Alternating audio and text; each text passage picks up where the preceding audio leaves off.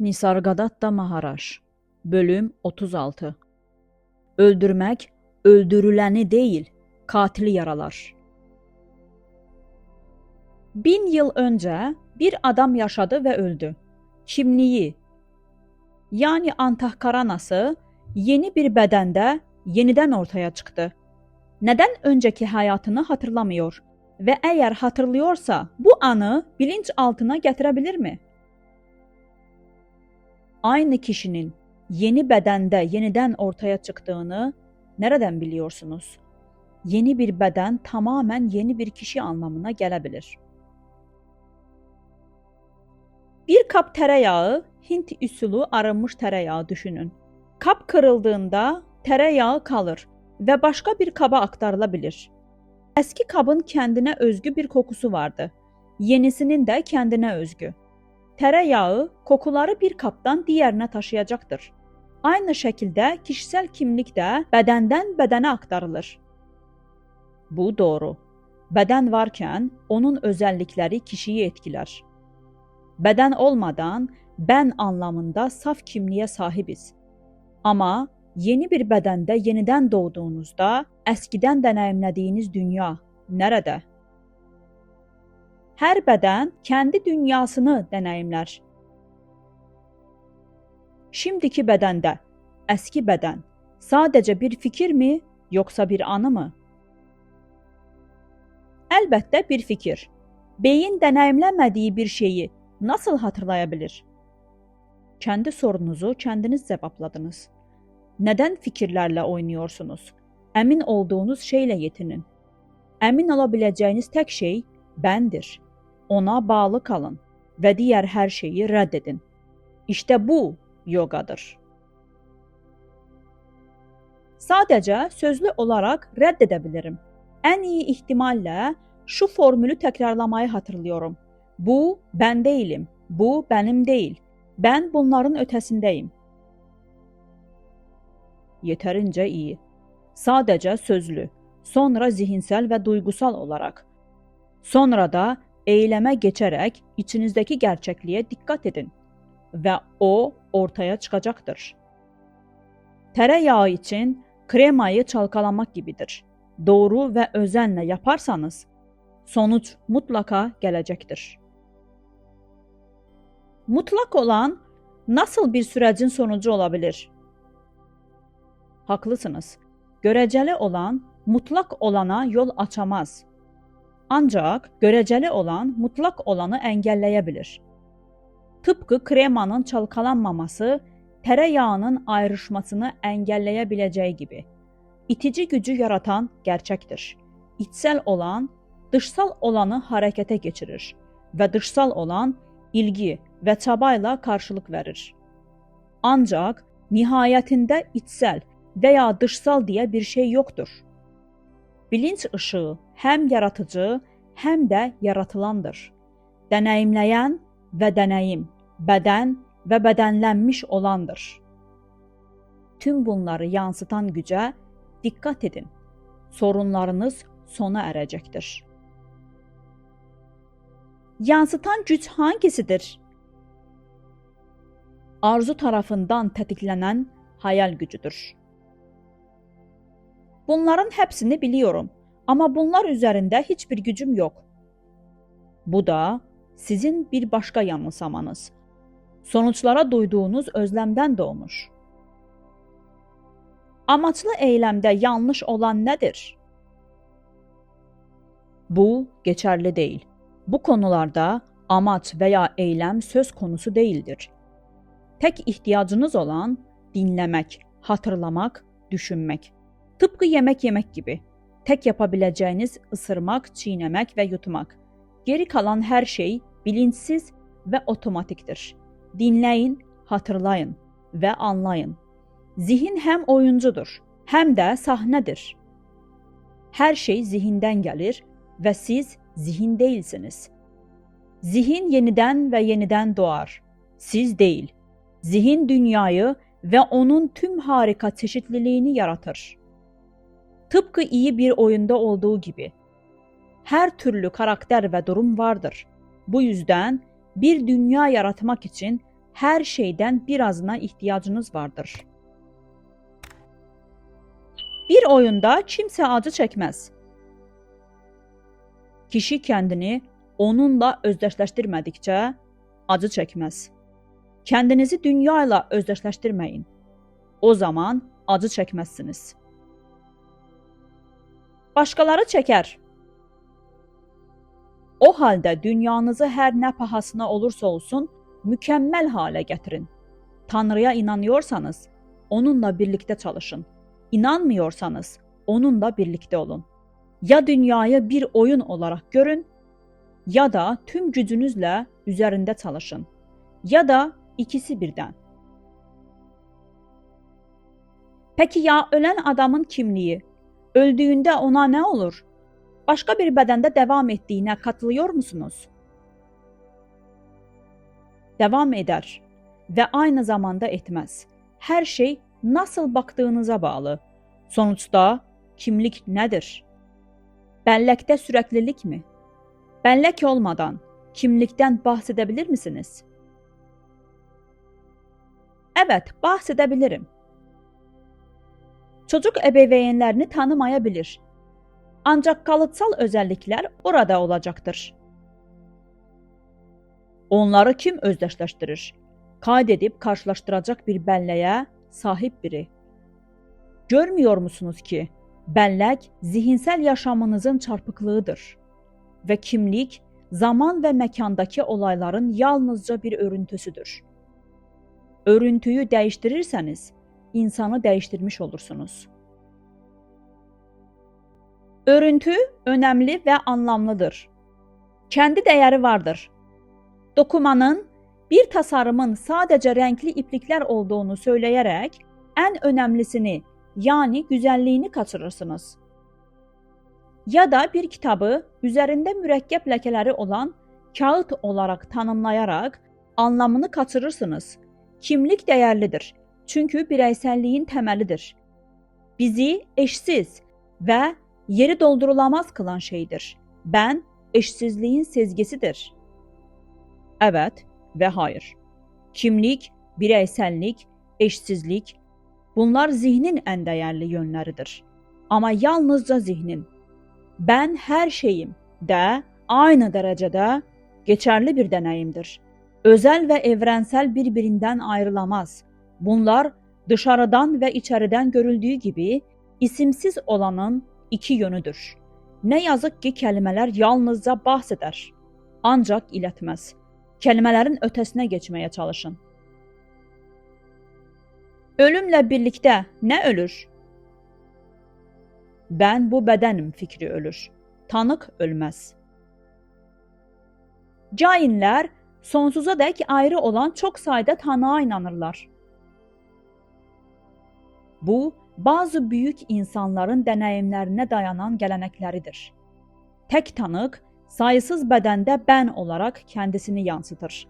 Bedenler ne kadar ince olursa olsun, var oldukları sürece ben çok sayıda olarak görünür. Bedenin ötesinde yalnızca bir vardır. Tanrı mı? Yaratıcı, bedeni dünya olan biridir. İsimsiz olan tüm tanrıların ötesindedir. Sri Ramana Maharshi öldü. Onun için ne fark yarattı? Hiçbir fark yaratmadı. O neyse odur. Mutlak gerçeklik. Ama sıradan insan için ölüm fark yaratır. Ölümden önce kendini ne olarak görüyorsa, ölümden sonra da o olmaya devam eder. Kendi imajı hayatta kalır. Geçenlerde bilginlerin meditasyon ve başka şeyler için hayvan derilerini kullanmaları hakkında bir konuşma vardı. Ben ikna olmadım. Her şeyi gelenek ve göreneklere atıfta bulunarak haklı çıkarmak kolaydır. Gelenekler zalim olabilir ve gelenekler yozlaşmış olabilir. Açıklarlar. Ancak haklı çıkarmazlar. Öz gerçekleşmenin ardından kanunsuzluğun geleceğini asla söylemek istemedim. Özgürleşmiş bir insan son derece kanunlara bağlıdır. Ancaq onun kanunları toplumun deyil, gerçək bənliyinin kanunlarıdır. Bunları koşullara və gərəkliliyə görə gözləmlər və ya çiynər, amma asla hayalpərəst və düzənsiz olmayacaqdır. Kabul edəmədiyim şey gələnək və alışqanlıqla gərəkçələndirmədir. Zorluq farklı baxış açılarımızda yatıyor. Siz bədən-zihin baxış açısından konuşuyorsunuz. Benimki isə tanıq baxış açısından. Fark təməldir. Yine də zulüm zulümdür. Kimsə sizi zulüm yapmaya zorlamaz. Başqalarının zulümlərindən faydalanmaq dolayı zulümdür. Yaşamaq sürəcinə yaxından bakarsanız, hər yerdə zulüm bulacaqsınız. Çünki yaşam, yaşamdan bəslənir. Bu bir gerçəkdir. Ancaq bu, sizi hayatta olduğunuz için suçlu hissettirmez. Annenizə sonsuz sıkıntı verərək zulüm dolu bir hayata başladınız. Hayatınızın son gününe kadar yiyecek, giyecek, barınacak için mücadele edeceksiniz. Bedeninize tutunacaksınız. İhtiyaçları için savaşacaksınız. Güvensizlik ve ölüm dolu bir dünyada güvende olmak isteyeceksiniz. Hayvanın bakış açısından öldürülmek en kötü ölüm şekli değildir. Kesinlikle hastalık ve yaşlılık çürümesinden daha iyidir.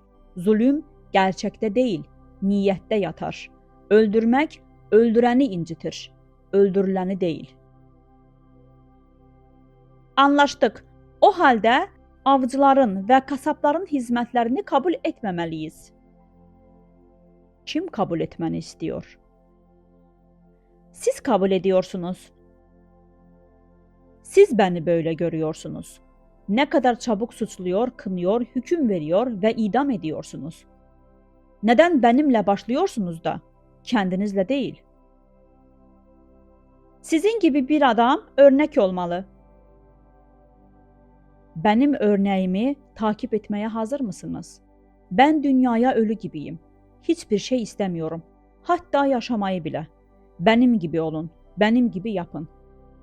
Beni kıyafetlerim ve yiyeceklerimle yargılıyorsunuz. Ben ise sadece sizin niyetlerinize bakıyorum. Eğer beden ve zihin olduğunuza inanıyorsanız ve buna göre hareket ediyorsanız en büyük zulümden suçlusunuz. Kendi gerçek varlığınıza karşı olan zulüm. Buna kıyasla diğer tüm zulümler önemsizdir. Beden olmadığınızı iddia ederek sığınak buluyorsunuz. Ama bedenin kontrolü sizde ve yaptığı her şeyden sorumlusunuz. Bedenin tam özerkliğine izin vermek aptallık, delilik olurdu. Sakin olun. Ben de et veya kürk için hayvanların öldürülmesine karşıyım. Ama buna ilk sırayı vermeyi reddediyorum. Vejeteryanlık değerli bir davadır. Ancak en acil olanı değildir. Tüm davalara en iyi şekilde hizmet eden, kaynağına dönmüş insandır. Sri Ramana aşramdayken Bhagavan'ı her yerde, her şeye nüfuz eden, her şeyi algılayan olarak hissettim. Gerekli inanca sahiptiniz. Ona gerçek inancı olanlar onu her yerde ve her zaman göreceklerdir. Her şey inancınıza göre olur ve inancınız arzunuzun şeklidir. Kendinize olan inancınız da bir arzunun şekli değil mi? Ben dediğimde çekirdeği beden olan ayrı bir varlık demek istemiyorum. Varlığın bütünlüğünü, bilincin okyanusunu, var olan ve her şeyi bilen tüm evreni kastediyorum. Sonsuza dek tamamlanmış olduğum için arzu edecek hiçbir şeyim yok. Başkalarının iç dünyasına dokunabilir misiniz? Ben o insanım. Öz veya madde özdeşliğinden ya da biçim benzerliğinden bahsetmiyorum. Başkalarının zihinlerine ve kalplerine gerçekten girmeyi ve kişisel deneyimlerine katılmayı kastediyorum. Benimle birlikte acı çekebilir ve sevinebilir misiniz? Yoksa sadece gözlem ve benzetme yoluyla hissettiklerimi mi çıkarıyorsunuz? Tüm varlıklar benim içimde. Ancak başka bir beynin içeriğini beyne indirmek özel bir eğitim gerektirir. Eğitimle başarılamayacak hiçbir şey yoktur. Ben sizin yansımanız değilim. Siz de benimki değilsiniz. Ben kendi hakkımla varım. Sadece sizin yaratımınız olarak değil. Bu kaba hayal gücü ve yansıtma felsefesi bana hitap etmiyor. Beni tüm gerçeklikten mahrum bırakıyorsunuz. Kim kimin görüntüsü? Siz benim görüntüm müsünüz, yoksa ben sizin mi? Yoksa ben kendi görüntümde bir görüntü müyüm? Hayır, bir yerlerde bir yanlışlık var.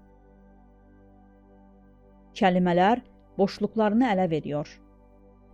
Gerçek tarif edilemez, deneyimlenmelidir. Şu anki halimi daha iyi ifade edecek kelimeler bulamıyorum. Söylediklerim saçma gelebilir ama kelimelerin aktarmaya çalıştığı şey en yüce gerçektir. Ne kadar tartışsak da her şey birdir ve her şey her arzunun tek kaynağı ve hedefi olan hepimizin ben olarak tanıdığı varlığı memnun etmek için yapılır. Arzunun kökeninde acı vardır. Temel dürtü acıdan kaçmaktır. Acının kökeni nedir? Kendinizi tanımamak. Arzunun kökeni nedir? Kendinizi bulma dürtüsü. Tüm yaratılış kendi için çalışır ve ona dönene kadar dinlenmez. Ne zaman dönecek? İstediğiniz zaman dönebilir. Peki ya dünya? Onu yanınızda götürebilirsiniz. Dünyaya yardım etmek için mükemmelliğe ulaşana kadar beklemeli miyim? Elbette dünyaya yardım edin. Çok fazla yardım edemezsiniz. Ancak çaba sizi geliştirecektir. Dünyaya yardım etmeye çalışmanın hiçbir sakıncası yoktur. Elbette büyük ölçüde yardım eden sıradan insanlar var.